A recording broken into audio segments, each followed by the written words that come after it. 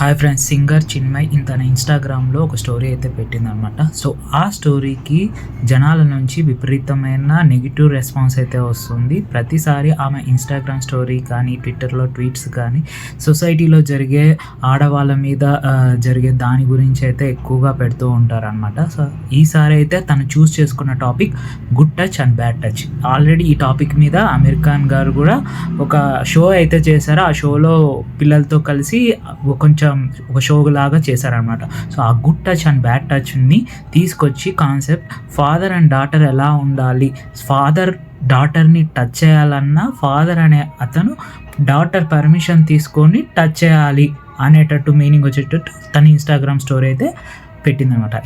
ఇంతకు ఇన్స్టాగ్రామ్ స్టోరీలో full story ఏం పెట్టిందంటే, రాహుల్కి తన డాటర్ ఎవరైతే ఉన్నారో 2 ఏళ్ల కూతురు రాహుల్ అండ్ చిన్మయ్య, రాహుల్ వచ్చేసి తన కూతుర్ని అయితే డైలీ పర్మిషన్ అడుగుతారంట. ఒకరోజు తను హక్ చేసుకోవాలంటే ఒక 2-3 టైమ్స్ పర్మిషన్ అడిగి, తనకు నచ్చితేనే యాజ్ ఎ ఫాదర్గా నీకు నచ్చితేనే నువ్వు నన్ను హక్ చేసుకోమా అని అడిగి, ఇది స్టిల్ ఆ థింకింగ్లోనే రాహుల్ ఉన్నాడు అనేది అయితే ఆమె ఇన్స్టాగ్రామ్ స్టోరీ ద్వారా షేర్ చేసుకున్నారు.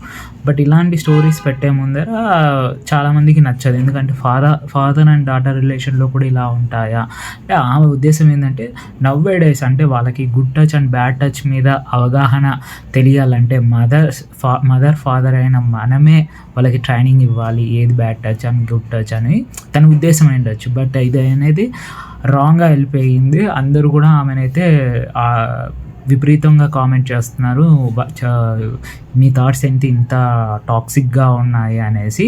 సో అలా తన ఇన్స్టాగ్రామ్ స్టోరీ అనేది తన మంచి ఒపీనియన్తోనే అయితే పోస్ట్ చేసింది. బట్ చెప్పే విధానం ఏదైతే ఉందో ఫాదర్ అండ్ డాటర్ రిలేట్ చేసేసరికి సో అందరికీ అది నెగిటివ్గా వెళ్ళిపోయింది అనమాట. ఆల్రెడీ సోషల్ మీడియాలో అంతే, ఒకసారి నువ్వు నెగిటివ్ అయ్యావా, నువ్వు ఏం చెప్పినా అది నెగిటివ్ కిందకే వెళ్ళిపోతుంటుంది అనమాట. సో చిన్మయ్ గారు ఇప్పుడు కొంచెం ఇన్స్టాగ్రామ్ స్టోరీస్లో పెట్టేటప్పుడు అందరినీ చూసుకొని వెళ్ళాలి.